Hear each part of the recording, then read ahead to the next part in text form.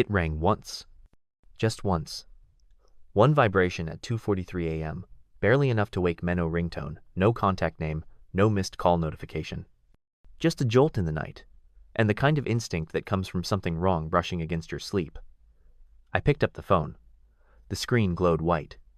00000000000. I stared at it.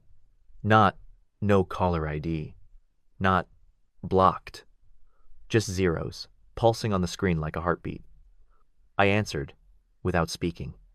The silence on the other end was too quiet thick, like velvet pressed to your face. I didn't hear breathing. I didn't hear static. But something was there. You could feel it in your molars. That low wrong frequency of something waiting. Then it whispered, "Are you awake now?" I dropped the phone. Not out of fear, out of instinct, like you'd pull your hand from a burner you forgot was on. I didn't sleep again that night. I told myself it was a spam call. A fluke. Some kind of prank.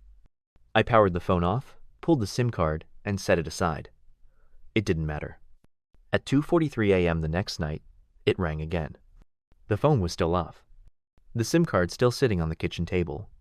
But I heard the vibration. Not from the device from the wall. From the floorboards. From the center of the house, humming in a way that made my teeth ache. I didn't answer. But when I checked the phone that morning, it was on, fully charged, unlocked. There was a new contact in my list. 00000000000. No name, no history, but a profile picture, a black square. Nothing in it at first glance. But when I tilted the screen slightly, I saw depth, like the image had layers. Like something tall and narrow was standing inside the black. I deleted the contact. It came back. Each time I removed it, it returned, with a new note attached. "Missed you." Then the voicemail started. They were short, gasping. Not speech, just movement. Cloth dragging across something. Wood creaking under pressure. Breathing. But not from lungs. It sounded wet. Like air being pulled through waterlogged fabric. One night, I listened to one with headphones. Turned the volume all the way up. At the end, just before it cut off, I heard my own voice whisper something. "I'm almost here." The next morning, my call log showed a single outgoing call at 2:44 a.m. Duration, 17 minutes. I never placed that call. There was a recording of it on my device. It started with silence, then my breathing, then whispers in a language I didn't know but understood anyway. It was like remembering a memory that wasn't mine. Then, about 10 minutes in, I spoke. I understand now. I know how to get through. I don't remember saying it. After that, the voice calls stopped. The phone just started showing images. Black screens at first, like something looking through a camera with no lens. Then blurry shapes. Walls. Corners.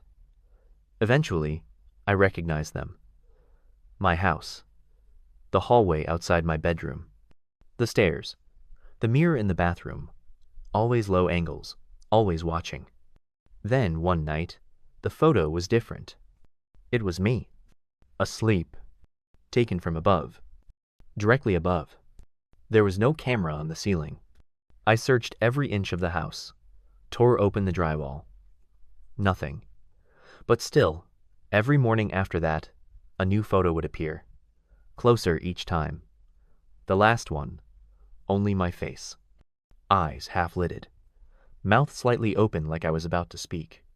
I started sleeping downstairs. Didn't help. The pictures followed. I destroyed the phone. Smashed it into the floor until it cracked. Left it outside in the rain. It rang anyway. From the walls. From the pipes. From inside the house. At 2:43 a.m., always. Then I began waking up in places I hadn't fallen asleep. The couch. The hallway. Once, standing in the attic, holding my old landline receiver, dust-coated and disconnected for years. No memory of walking there. Just the phone, warm in my hand, and a new number blinking on the display. 000000000. 00000. Now, I don't use any phone, but I still hear it ring. Short, sharp, always at the same time. And when it does, my ears ring for minutes afterward, like the sound is pushing through me, not around me. Last week, I found something new on the mirror. Written backward in condensation, though there was no steam, no water. Answer. That was it. One word. The next night, almost ready. The night after that, wake up before you forget how. I think answering that call did more than invite something in. I think it copied me. I think there's a version of me maybe 1,000 layers deep still talking on that line. Still whispering in static. Still figuring out how to open the rest of me from the inside. Because last night, I woke up with my phone back in my hand. Screen cracked. Number displayed. 0000000000. And this time, it wasn't ringing. It was already answered. And someone on the other end was breathing in my voice. I threw the phone out the window. Didn't even hesitate. I woke up with it clenched in my hand, the call already active, timer counting up. No ringtone, no vibration. Just that number, 00000000000 lit up against the broken glass of the screen. And a voice on the line, breathing in a way that didn't match human lungs. I didn't even check the battery. Just stood, walked to the second floor window, and launched it into the street. I should have known that wouldn't matter.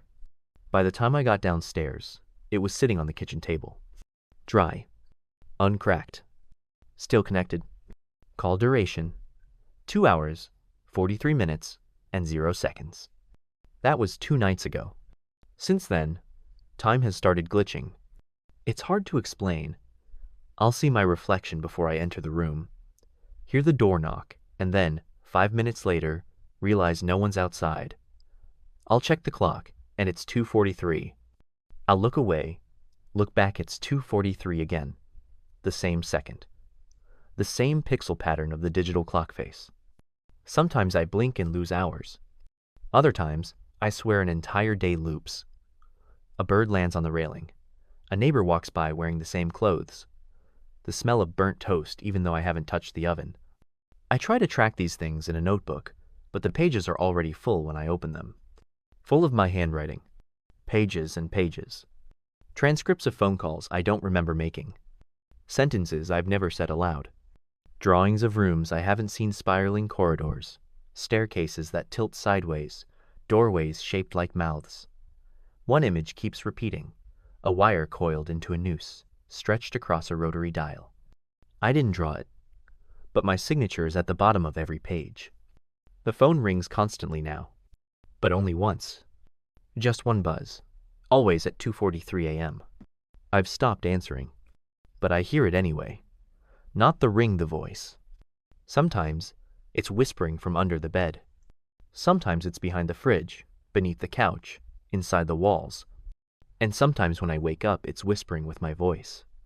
I caught myself asleep, talking into my hand last night. Fingers curled like I was holding something. No phone, no sound, just my lips moving. I recorded it, played it back in the morning. What I said wasn't in English. It wasn't in any language I recognize, but I understood it. Every syllable was a blueprint. Every pause a location. Every breath an instruction. It said, "You're almost ready. The number is your name." It wasn't a metaphor. I checked my birth certificate. It had changed. Where my name used to be, now there was just a string of zeros. 11 digits. The same as a phone number. The same as that number. I went to the DMV, the bank, the pharmacevery document. All of them had updated. Replace my name with that number. No one else noticed. They said, "Hello, Mr. Zero," without missing a beat.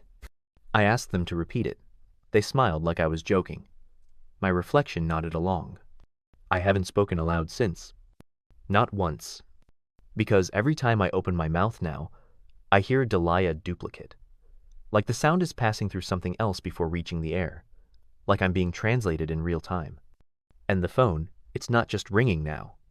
It's answering itself. I found it in the hallway mirror last night. Not the physical phone image. Its screen lit up, resting in my palm, though I wasn't holding anything. Just my reflection, grinning, pressing the phone to its ear. I stood there, empty-handed, while it listened. Then it mouthed something. 3 words. I wrote them down immediately. Your turn soon. My ears ring constantly now, and my skin feels tight, like it's being formatted. Some nights I wake up with calluses on my fingertips in the shape of dial numbers. Little raised circles on the pads, rubbed raw by repetition. The imprint of 0 deeper than the rest. And my voice. When I try to speak in the dark, the air doesn't bend right. It travels backwards, like sound trying to return to a mouth that no longer belongs to it. The last voicemail I received wasn't a message. It was a tone. One long, perfect note. I played it over and over, slowed it down, reversed it. It was a voice saying one phrase, over and over, layered hundreds of times beneath the pitch. The number is waking up. I think it means me. I think whatever I spoke to on that first night didn't reach through a phone. It reached through me, used my words, learned my tone, trained itself on my rhythm.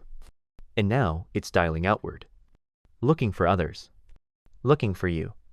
If your phone rings at 2:43, I am just on scene and answer. Because the call won't end. Not until there's another number. Not until someone else learns to speak with your voice.